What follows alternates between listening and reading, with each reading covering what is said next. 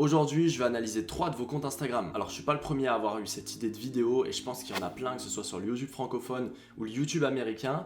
Pourtant, chaque jour, je reçois pas mal de messages sur Instagram de personnes qui me demandent s'ils devraient plutôt mettre tel type de contenu ou tel type de contenu, qu'est-ce qu'ils devraient mettre en biographie ou comment tout simplement optimiser leur compte pour avoir derrière plus d'impact, pour avoir plus de visibilité et pour faire plus de ventes aussi. Et dans cette vidéo, j'ai décidé de prendre 3 comptes dans des thématiques assez différentes et je vais analyser les comptes devant vous en prenant étape par étape et point par point les différents éléments et en vous expliquant à chaque fois qu'est-ce que je décide de mettre, pourquoi je décide de mettre ça et comment vous pouvez l'appliquer de votre manière et surtout les éléments importants à prendre en compte pour que vous aussi, vous puissiez optimiser votre compte Instagram, vous qui me regardez directement. Donc c'est parti pour cette analyse de compte. Juste, je tiens à préciser que c'est mon avis personnel, peut-être que d'autres personnes auront d'autres points de vue, etc. Sachant que c'est mon avis qui provient de toute mon expérience, qu'on a développé plus d'une trentaine de pages Instagram à plus d'1 million d'abonnés, que j'ai accompagné énormément de personnes à développer leur business et leur compte Instagram et qu'avant ça, j'avais une agence de prestation de services où j'ai dû gérer les comptes des plus gros infopreneurs et de certaines grosses marques sur Instagram. Donc je pense avoir quand même pas mal d'expérience pour cette vidéo et d'ailleurs, si tu n'es pas encore abonné, je t'invite à t'abonner à la chaîne, à regarder en description s'il y a des ressources qui pourraient t'aider, que ce soit pour développer ton compte Instagram ou que ce soit pour développer ton activité. Et nous, on se retrouve directement pour la vidéo. On se retrouve sur ce premier profil, Romain, qui est coach en perte de gras, donc coach sportif. Ce que je vais faire, c'est que je vais analyser le nom d'utilisateur, le nom de profil, la biographie, les stories à la une, la photo de profil et les différents contenus. Alors, au niveau nom d'utilisateur, on est très bien. Moi, ce que je conseille toujours, c'est de mettre nom plus prénom, très simple. Et dessus, on est très bien, quelque chose de simple et quelque chose qui est reconnaissable pour qu'on puisse le retrouver assez simplement sur Instagram. À ce niveau-là, on est bien. Là, ce qui est intéressant, c'est qu'il a mis son activité. Donc, ça veut dire que si on va rechercher coach en perte de gras ou perte de gras, eh ben, on pourra tomber sur lui dans la barre de recherche. Et je vais faire l'exemple juste ici. Si je tape coach sportif, eh ben, on tombe sur plein de personnes qui ont tapé coach sportif dans leur nom de profil. Donc, c'est assez intéressant et c'est top qu'il ait pu mettre ça. Au niveau de sa biographie, plus de 150 hommes accompagnés, à perdre le gras du ventre, gagner en confiance pour être plus beau devant le miroir, participe au coaching live. Il y a un élément de social proof, c'est assez intéressant. Il y a un appel à l'action, juste ça. C'est assez intéressant, sauf que moi, je l'aurais mis sur 2 lignes, à perdre le gras du ventre. Et en dessous, on peut mettre pour gagner en confiance et être plus beau devant le miroir, participe au coaching live. Comme ça va éviter de faire une grosse ligne comme ça et peut-être mettre une petite touche de différence, mais sinon, ça fait bien l'affaire. Au niveau de la photo de profil, je la trouve bien, mais je pense qu'elle serait optimisable. En termes de couleur, il n'y a pas trop de charte graphique, mais ça, on va le revoir après. Je pense qu'elle serait optimisable. Et si je prends l'exemple d'autres coachs sportifs, moi, je pencherais plutôt sur, par exemple, ce genre de photo de profil ou alors ce genre de photo de profil. Je trouve ça un peu mieux. On voit la personne directement. S'il veut, on voit les abdos. S'il veut montrer ses abdos. Mais la position, etc., je trouve que ça fait pas trop photo de profil. Et moi, je changerais ça. Et ce que je conseille toujours, c'est de mettre le buste avec la tête, avoir quelque chose d'assez simple par rapport à ça. Ou alors, on peut tester quelque chose d'un peu nouveau ou autre. Mais là, il est penché sur le côté. On comprend pas trop. Donc moi, je l'aurais changé après avoir, ou sinon s'il veut garder cette photo, je l'aurais simplement recadré pour que sa tête elle soit au centre et elle soit un peu plus au centre parce que là ça fait un gros espace vide sur la droite. Au niveau des bulles de story à la une, il y a résultat, mon programme, ok pourquoi pas. J'aurais rajouté une story à la une lifestyle ou autre et surtout changer ce branding parce que je le trouve pas terrible du tout. Et en plus là il y a du rouge avec du jaune, mais là il y a du noir. Et il n'y a pas vraiment de charte graphique, il n'y a pas vraiment de branding. Donc changer les covers de story à la une pour qu'elles soient un peu mieux. Et il peut simplement mettre une petite image de coupe et là une petite image de fusée et ça serait intéressant. Et là, en termes maintenant de branding et de post, alors je trouve ça assez intéressant, sauf que niveau branding, je pense que ça serait largement optimisable. Par exemple, quand on regarde ici, on voit quelque chose, on voit des photos bien claires, on voit une charte graphique qui est bien présente de partout avec du doré et du noir et un peu de blanc. Mais globalement, mis à part le noir et le blanc, on garde une couleur dominante et il y a vraiment une charte graphique avec des photos un peu sombres, etc. Il y a vraiment quelque chose qui est clair, qui est précis. Par contre, là, il y a une photo, il y a 2 photos, on ne sait pas trop à quoi ça correspond. Là, il n'y a pas trop de cover. Ok, là il y a des triangles blancs, mais on ne sait pas trop aussi. J'ai pas l'impression qu'il y a une police d'écriture parce que là c'est écrit en majuscule, là c'est écrit en petit, là c'est écrit en plus gros. J'ai pas l'impression qu'il y a une charte graphique claire et bien construite. Et c'est pourtant super important d'avoir une charte graphique qui est bien construite. Et je vais vous trouver un exemple de compte. Par exemple, si je prends le compte de Jody Cavalli officiel, on voit que la charte graphique, il y a toujours globalement les mêmes couleurs. On retrouve alors dans ces bulles de story à la une pour celles qui sont faites, toujours les mêmes points. Je pense que s'il a une chaîne YouTube, ce Jody, il y aura toujours le même charte graphique, il y aura toujours la même ligne directrice et on retrouve à la fois un mélange lifestyle avec des photos de lui et à la fois un mélange avec des covers, mais on a toujours le même branding, toujours la même charte graphique, globalement toujours les mêmes polices et la même taille de police d'écriture et on a quelque chose assez cohérent et on se rend compte directement que c'est lui. Et après en termes de contenu, j'ai analysé ça rapidement. Alors on a un mélange entre du contenu motivation par rapport au sport et un mélange entre du contenu avec de la valeur. Je trouve ça assez intéressant comment c'est fait. Juste par exemple là on a la vidéo qui tremble de partout, alors je sais pas pourquoi. Le cadre n'est pas top. Et je pense que ça, c'est quelque chose qui est tout bête à mettre en place, mais qui est optimisable. Juste, tu poses sur un trépied ta caméra droite, tu mets un beau fond derrière. Ils sont sous-titrés, donc c'est assez bien. Tu mets quelques images de fond et je trouve que ça serait assez intéressant. Et surtout qu'on voit une ligne directrice entre les différents contenus. Et ça, c'est un souci que la plupart des personnes ont, c'est qu'ils font du contenu sur tout et n'importe quoi. Il n'y a pas de ligne directrice et on se rend pas compte de quel est le point commun entre tous les contenus ou qu'est-ce qu'on essaye d'avoir, qu'est-ce qu'on essaye de retranscrire et surtout que ce soit en termes de charte graphique, donc sur l'aspect visuel, etc. Si vous voulez vraiment percer sur Instagram, essayez d'avoir une touche, c'est-à-dire essayez qu'on vous reconnaisse immédiatement, que ce soit à travers des concepts que vous faites, que ce soit à travers votre charte graphique, des éléments textuels, des éléments vidéo, etc. que vous mettez dans vos contenus. Et plus vous aurez quelque chose de singulier, plus vous aurez quelque chose de différent, plus ça sera simple derrière d'aller percer entre guillemets sur Insta parce que imaginons que cette personne-là qui est coach sportif, parmi tous les autres coachs sportifs, s'il y en a un qui se différencie de toute la masse et qu'on le reconnaît directement, on va beaucoup plus regarder son contenu que tous les autres et donc il va grossir beaucoup plus vite. On passe au second compte directement, c'est Sana Evolution. Alors, Sana qui est coach de vie et spirituel. Au niveau du nom, je le trouve bien. Encore une fois, ce nom-là, je le trouve bien. Life et Spiritual Coach. Juste, moi, je conseille toujours de mettre des mots français. J'évite toujours de mettre des mots anglais parce que je vois des personnes, leur biographie est en anglais. Alors, je sais pas si elles essayent de faire penser que c'est des Américains ou que c'est des entrepreneurs qui viennent de Wall Street ou j'en sais rien. Mais ça n'a aucun sens si votre cible est en France. Selon moi, ça n'a absolument aucun sens parce que là, le problème, c'est que quand les personnes vont taper coach spirituel ou coach de vie, elles vont pas tomber sur elle. Et quand les personnes vont taper life coach, ça veut dire que des personnes anglais peut-être vont taper ça dans la barre de recherche d'Instagram et elles vont tomber sur elle, mais je pense pas que c'est sa cible. Et donc, je conseillerais plutôt de le mettre en français. Je t'aide à booster ton self-esteem et détruire tes blocages en développant tes capacités spirituelles. Ok. Plus de 80 personnes formées. Book ton appel. Ok. Pas mal.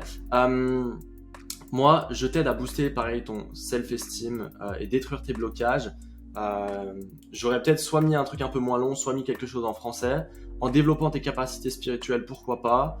Plus de 80 personnes transformées, peut-être que ça irait mieux avec la transformation, etc. Ou alors formé, ça peut le faire. Et book ton appel. Moi, j'aurais mis quelque chose d'autre parce que maintenant, beaucoup de personnes sont habituées à tout ce qui est calendrier, appel, réservation, etc. Donc moi, j'aurais mis, par exemple, ton bilan offert ou alors je t'offre ça ou quelque chose qui est un peu plus vendeur par rapport à sa situation. Et quand on va sur son lien, je déconseille de mettre des Linktree avec trop de liens parce que le problème, c'est que les personnes vont tomber sur 10 liens, en fait, elles vont cliquer sur aucun. C'est comme si vous allez dans un restaurant avec 50 plats, vous savez même pas quoi choisir, alors que si vous allez dans un restaurant avec 3 plats, c'est beaucoup plus simple de choisir. Donc, laissez toujours la possibilité ou faciliter la vie de la personne et moi, ce que je conseille, c'est de laisser un seul lien et d'éviter vraiment ce qui est Linktree. En termes après de branding, alors je trouve ça intéressant sur les stories à la une, sur la photo de profil, je conseille toujours, je vais reprendre l'exemple de Jody, mais d'avoir un petit peu cette disposition-là. Et donc, la photo est intéressante, mais moi ça me fait un peu penser à une photo qu'on envoie à son pote ou j'en sais rien quand on envoie un snap ou peu importe. Et moi je l'aurais changé pour avoir un rendu un peu plus pro et pour avoir quelque chose de mieux cadré et un peu plus accrocheur. Donc moi j'aurais changé cette photo là et j'aurais gardé une posture comme ça. On peut avoir encore une fois des postures un peu différentes ou autres pour essayer de se différencier, mais je pense que c'est important quand même qu'on voit la tête de la personne ou autre, et je pense que ça peut faire beaucoup plus pro. Donc moi j'aurais changé cette photo là. Après, en termes de branding, je trouve ça intéressant. On retrouve toujours la même charte graphique avec des nuages. Globalement on retrouve toujours le même bleu, donc au niveau le même bleu et blanc. Au niveau du branding, je trouve assez intéressant, sauf en termes de post, j'aurais fait quelque chose d'autre et je vais passer directement à l'analyse des contenus. Alors, chose super intéressante que Sana a fait, c'est mettre des posts épinglés en expliquant, je pense qu'elle doit expliquer là son compte avec un carrousel, et là elle doit expliquer quelque chose d'important. Ok.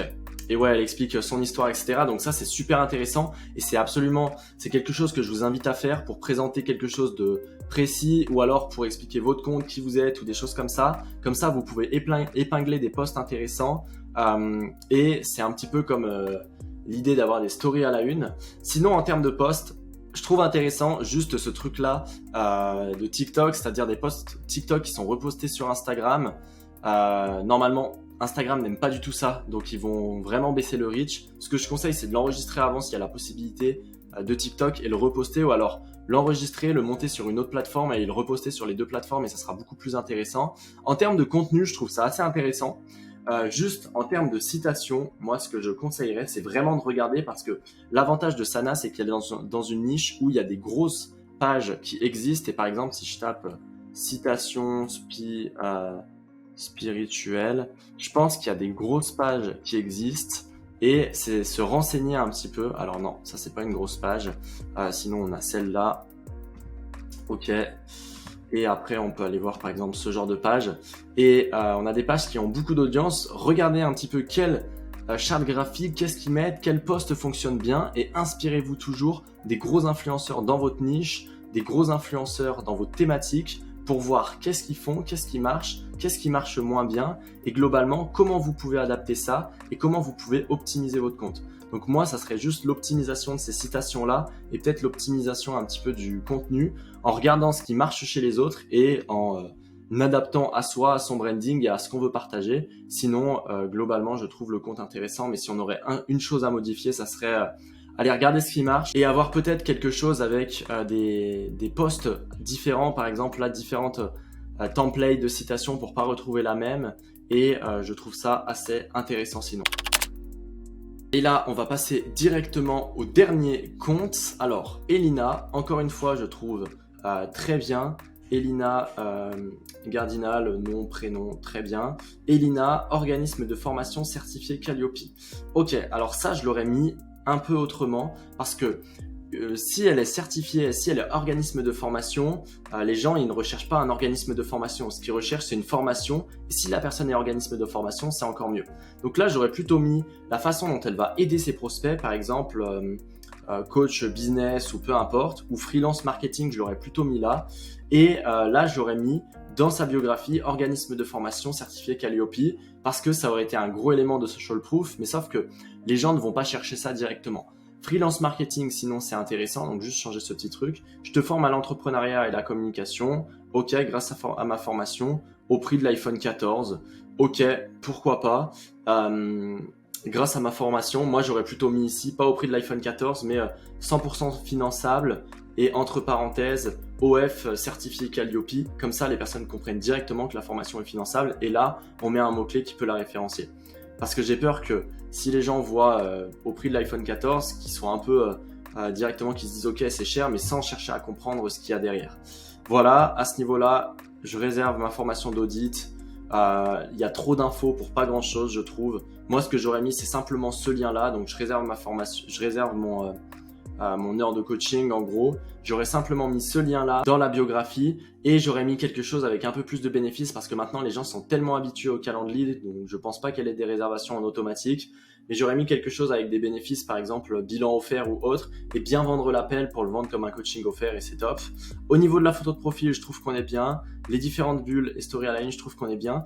Et on a vraiment une charte graphique qui est intéressante. On retrouve à peu près les mêmes posts, les mêmes polices, etc. de partout. Donc, je trouve ça intéressant. Juste un petit truc que je vois là et que j'avais vu, un petit truc à modifier, ça serait les couvertures rentrent très bien sur les Reels, sauf que sur le feed, ça coupe sa tête et ça coupe la moitié de la couverture. Donc, prendre en compte que la couverture a lieu plutôt sur un format Instagram, un format carré, et peut-être là, ça aurait été de baisser un peu pour qu'on voit sa tête, et ça aurait été assez intéressant. Alors, en termes de contenu, je trouve ça assez intéressant. Il y a différents Reels, il y a un beau feed, globalement, le feed est assez bien, assez aéré. Juste faire attention à ces photos-là parce que ça coupe la moitié de la photo. Alors, je sais pas si c'est parce que je suis sur ordinateur ou pas, mais faire attention à ça quand même. Et le feed est assez aéré et assez intéressant. Les posts sont assez intéressants. Deux choses pour avoir peut-être des posts qui vont chercher plus loin et qui marchent plus. Mais ça, c'est en termes de stratégie de contenu. Repérer les trends et essayer de les adapter. Il me semble que c'est ce qu'elle a. Ouais, par exemple, c'est ce qu'elle a pu faire ici ou ici. Et essayer de repérer les trends et essayer de les adapter par rapport à sa stratégie de contenu. Ou autre chose intéressante aussi que j'aurais ajouté, c'est repérer dans sa thématique qu'est-ce qui fonctionne globalement, ou alors par rapport à sa cible, qu'est-ce qui fonctionne et comment elle peut l'adapter dans son contenu et comment elle peut faire en sorte de faire un type de contenu qui marche. Je vous prends l'exemple de quelque chose qu'on avait fait pour l'un de nos clients. Voilà, un Reels globalement, lui il est coach immobilier et un Reels qui parle de, si je te disais que ce qui est dingue pour toi, c'est de passer 40 ans de ta vie, etc., etc. Pour moi, c'est de passer 40 années de sa vie à travailler 8 heures par jour, etc. Bon, je pense que vous avez déjà vu le Reel. C'est ce qu'on a fait, c'est adapter le message sous forme de, si t'as pas envie de faire ça, en gros, investis dans l'immobilier. Alors, je caricature vraiment, mais adapter ce message-là avec un Reels ultra viral qui peut toucher beaucoup de monde. Et il a fait 600 000 vues et lui a rapporté peut-être, 20 ou 30 000 euros de chiffre d'affaires. Et il lui a rapporté derrière aussi beaucoup d'abonnés. Et un truc super intéressant pour moi, plus votre contenu est ciblé et niché, moins il va toucher de monde, mais peut-être plus il va toucher de bonnes personnes. Plus votre contenu est large, c'est-à-dire si vous faites un contenu comme celui-là qui parle à beaucoup de monde, il va aller toucher beaucoup plus d'audience. Par contre, si vous faites un contenu genre 7 éléments pour réussir son premier investissement immobilier, c'est quelque chose qui va être beaucoup moins large et qui va peut-être parler à beaucoup moins de monde, et ça faut le prendre en compte. Mais les deux types de contenus peuvent être intéressants. Et justement, si c'est quelque chose qui t'intéresse, si tu veux voir comment on construit une stratégie de contenu, je vais sortir une vidéo, je pense, soit dans le mois, soit le mois prochain. Donc n'hésite pas à t'abonner à la chaîne si ce n'est pas encore fait, et aussi à activer la cloche des notifications. C'est super intéressant et c'est super important pour toi pour que tu vois mes vidéos et pour pas que tu loupes de futures vidéos. Et comme ça, à la suite de ces analyses de compte, je t'expliquerai concrètement comment tu peux construire une stratégie de contenu qui marche et une stratégie de contenu qui soit en accord avec tes objectifs et avec une activité que tu as derrière, et pas simplement pour avoir des abonnés, mais aussi pour avoir une audience prête à acheter directement. Donc n'hésite pas à t'abonner et à activer la cloche. J'espère que cette vidéo t'a plu. N'hésite pas à me mettre un like si c'est le cas. Et si tu veux voir d'autres vidéos, n'hésite pas aussi à me le dire en commentaire. On se retrouve très vite pour une prochaine vidéo. C'était Mathis. Ciao!